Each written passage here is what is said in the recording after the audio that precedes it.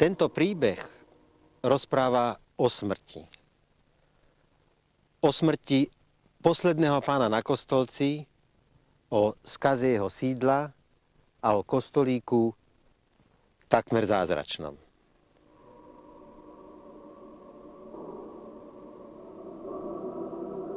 Veľa z neho nezvýšilo. Zopár kameňov a potom príbeh. Neuveriteľný príbeh. Príbeh posledného pána na Kostolci, jeho kostolíku a dejiny.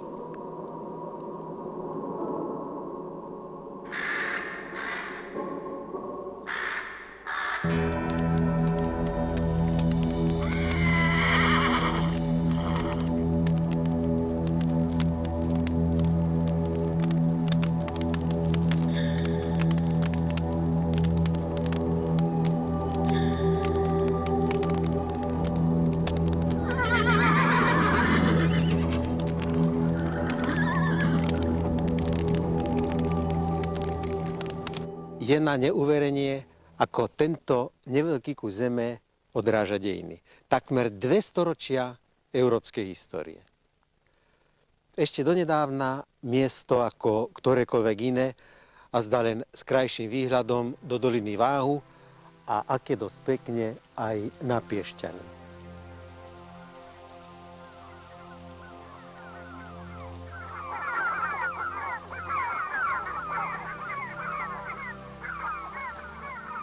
Váh mal v minulosti celkom inú podobu ako dnes. Divočil, meandroval, mal stovky ramien, ktorými sa doširoka rozlieval. A práve pod Kostolcom bol systém brodov, cez ktoré sa dalo prejsť na druhý breh. Dodnes sa o tom zachovala kuriózna pamiatka. Kostolec patrí do katastra obce Ducové. Kedysi sa volala Duci Brod. Zvláštne.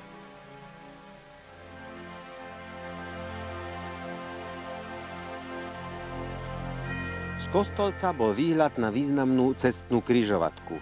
Z juhu na sever, tam cesty sledovali rieku, i zo západu na východ, cez spomínané Brody, od rieky Moravy cez Váh horským priesmykom do Ponitria.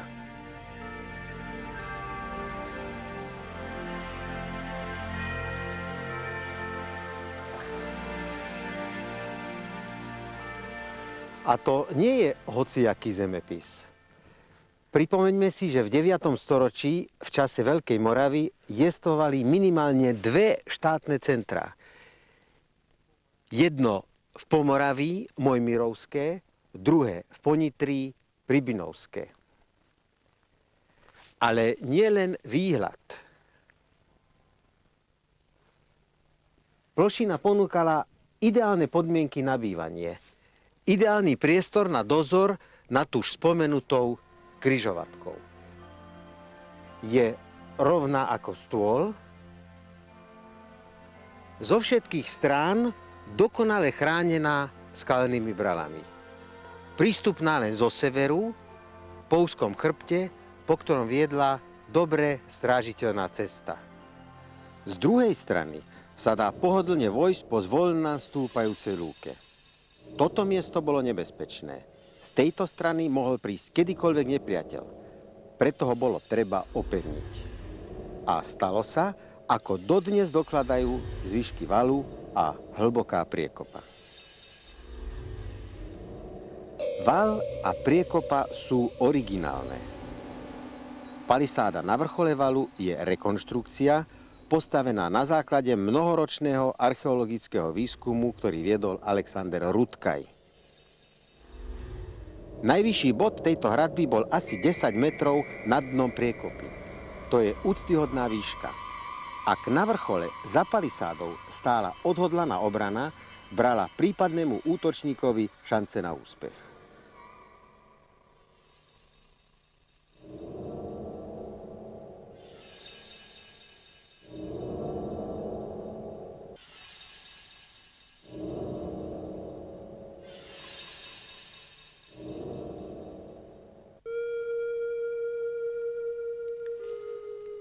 Zvláštne boli aj desiatky balvanov roztrúsené po plošine. Nápadné boli nielen veľkosťou, viaceré z nich vážia vyše tony, ale aj skladbou. Vápenec, žula, bridlica, pieskovec. Ťažko uveriť, že by takú zbierku bola vybudovala príroda. A naozaj, pod každým balvanom sa našiel ľudský hrob. Stovky mŕtvych ľudí. To možno vysvetľuje aj pestrosť skladby týchto balvanov. Každému priviezli náhrobný kameň z miesta, kde žil. No nie len to. Na plošine sa našli aj zvyšky spálenej palisády. Zhorenisko Panského dvorca, zničený kostolík. A tým sme sa dostali k spomenutej záhade. Za kostolíkom, hĺbšie ako hroby pod balvanmi, bol totiž ešte jeden cintorín, starší.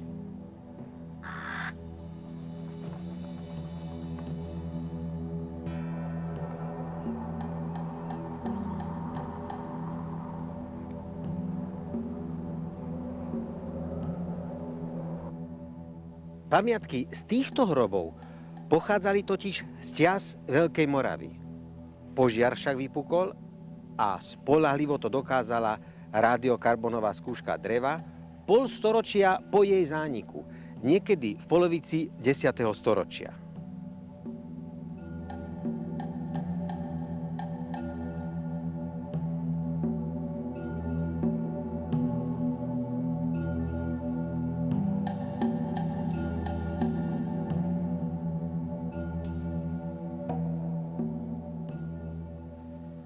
Ako je známe, Veľká Morava zanikla po nepriateľskom vpáde, po útoku staromaďarských a východofranských vojsk. Ako je teda možné, že taká nápadná a strategicky dôležitá pevnosť prežila Veľkú Moravu o toľký čas? No zvláštny je nielen koniec, ale aj vznik pevnosti. Nemala totiž podobu hradiska, ponášajúceho sa na mesto. A nebolo to ani refúgium, opevnený priestor, postavený na chvíle nebezpečenstva pre všetkých, tak ako ostatné opevnené veľkomoravské sídla, ale veľmožský dvorec, obydlie šlachty, privilegovaných príslušníkov spoločnosti. Na Kostolci nebolo viacej miesta ako pre 60 či 70 ľudí. A to je nápadná vec. Veľkomoravské hradiská dokázali ukryť stovky, ba možno aj tisícky ľudí. Obyvatelia Kostolca si navyše neboli rovní, dokladá to urbanistika dvorca. Vchádzalo sa cez bránu v palisáde, za ňou bol kostolík s cintorínom, oddelený od obytnej časti ďalšou druhou palisádou. To by ešte mohol byť obranný prvok. Lenže za druhou palisádou bola tretia, ktorá delila na dvoje aj vnútorný priestor. Tou sa oddeloval pán od svojich poddaných, od vojakov, od svojej družiny. V najväčšej časti stáli dva zruby. Jeden ukazoval na luxus. Mal 3 veľké izby a maltovú dlášku. Tu asi žil pán na Kostolci.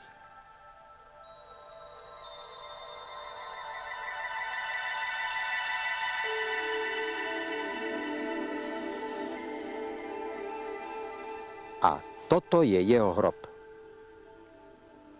Bol v hlboko do skaly vyrúbanej a drevom obloženej dvojhrobke. Na protiľahlej stene ležal totiž ešte jeden mŕtvý, možno syn posledného pána na Kostolci. Okolo nich bol malý cintorín a na ňom asi 25 hrobov. Hrobov významných ľudí, lebo boli usporiadané do radov, vytesané hlboko do skaly. Ženám, a tých bolo